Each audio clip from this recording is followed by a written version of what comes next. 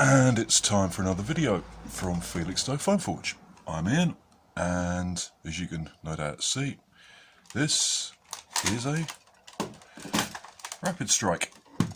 You don't need me to tell you anything about the Rapidstrike, except that they're getting harder to get, and a bit like the long shot, they're more popular for their mod potential than their actual out-of-the-box performance. Hang on a minute. That's better. I knew there was something missing. Okay. The Rapidstrike full auto uses the same geometry cage as the Strife. You can get loads of extra bits for it. Anyway, I got an inquiry from a potential customer in Switzerland who said, can you do something like this?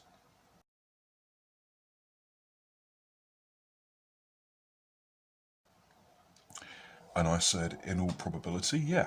And we got talking about components. And what we've decided to do is take one of these, get the best performance we can out of it in terms of non-brushless FPS and darts per second, and an integrated ammo counter, a flat top, as you see, lots of Picatinny rails, an extended barrel with a muzzle brake on the end, and hopefully select fire. Now, I got in touch with Soiled, if that's pronounced properly. You can find him just by typing SUILD in your search engine. He does select fire kits. Unfortunately, he's out of stock at the moment, so I got in touch with him, and apparently he's got no plans at the moment to get any more made up. So I said, okay, well, I'll see if I can fit a Strife select fire kit in. It might be possible, but we shall see.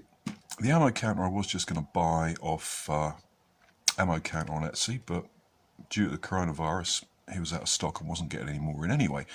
So what I'm going to do is integrate one of these. Not just up here.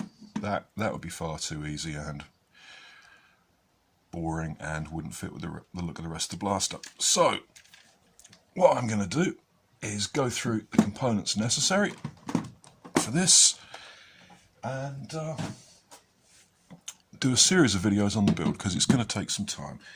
We've got our ammo counter, we've got our Rapidstrike, and we've got a pile of boxes that have all been emptied out into this. This is an OFP Daybreak cage printed up by my mate Shuey. Lovely quality.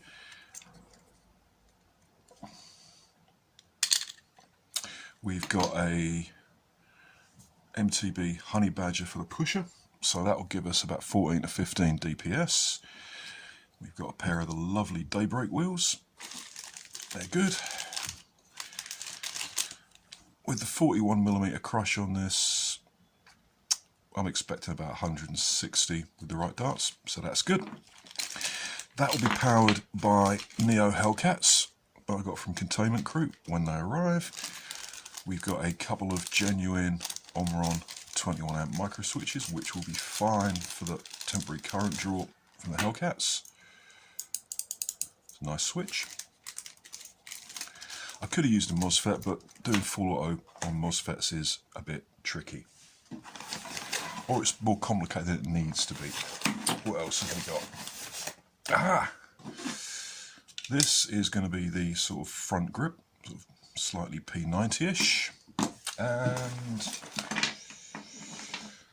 because Neo Hellcats are 180s, we've got an extended motor cover. That might need a bit of dremeling on the inside. Don't know yet. We shall see. Quite possibly will, but we can work that out later. 3D printed extended mag release and a 3D printed ref trigger, which is rather nice actually.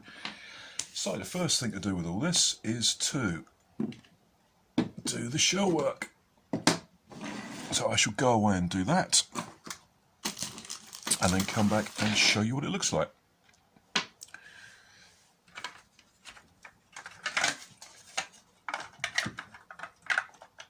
before I do that, I should point out that I'm going to use an airbrush for a lot of the painting, and this is the one I got.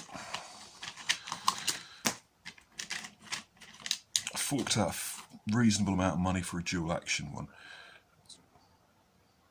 and basically what a dual action airbrush does is you push it down to trigger the air and then pull the button back for the paint, so it's got nice control. Got to get some more lead for that and some propellant, but that's good. I'm quite happy with the way that's going. Which way around does that go? Like that? Like that. Haha! So there we go. That'll come in handy for future builds as well, so that's all good. And I've also got some Picatinny rail and some iron sights coming from Worker. Okay, I'm going to go off and do some shell work.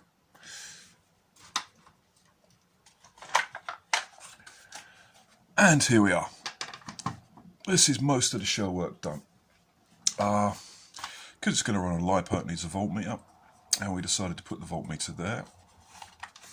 Flat topped, that's just 2mm plastic card, epoxied on, and then a little bit of filling.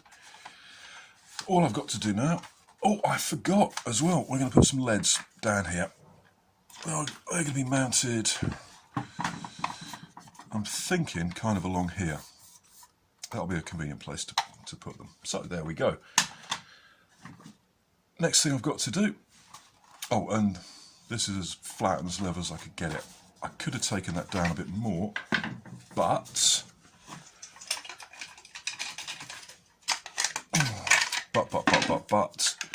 what we need is to have enough clearance for our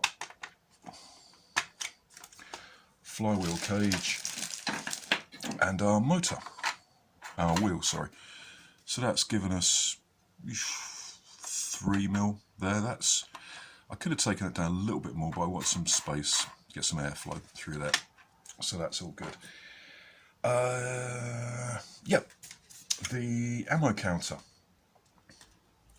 What I'm going to do to balance out the, let's get that out of the way.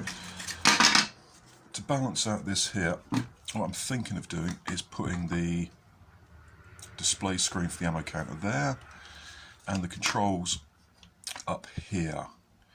That should work.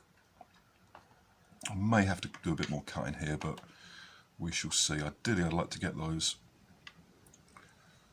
yeah, they're not going to go completely flat because there's a micro switch in there and some little push switches here. That's going to protrude a little bit. Wiring's not too complicated. We've got, I don't know if you can see that in there, that's the infrared sensor. So I can mount that. Ooh, where am I going to mount that? In here, I think, as close to this as possible. I can put a little bit of barrel material in there and then mount that on it. There should be enough space. That's the next bit to do shell wise. And obviously I've got to cut this. I've got to cut the flywheel cover open and put this on. Whoops, wrong way around. Go that way? That goes that way. Excellent. That should do. Should be a bit of Picatinny rail there, so I'm probably going to have to fill that in with a bit of plastic card and some putty. Okay, those are the next steps. As I say, this is going to be a fairly long series of videos because each time I do something, I'm going to update you. And I think that's it for the moment. Yep, that's the next step. Finish off the cutting. Oh, and of course, Dremel out all this and a fair bit here to make some more space for the wiring, which is going to get damned complicated. I'm not sure about the batteries for the ammo counter and the leads. Hopefully I'll be able to run those off the same one. Now this has got a fairly big battery tray, but it's going to be run on 3S, so I'd rather not put the batteries in there. what I might do is mount them down here. That would work. Probably simplify the wiring as well. So yeah, that's the plan. Okay, thank you for watching. Any questions, comments, usual sort of stuff in the comments section. If you like what I do, please subscribe. And if you don't, tell me why and what you'd like me to do instead. Okay, I've been me, you've been the audience, and thank you for watching. I'll be back, when all that's done and we're ready to start the painting. Have a good day.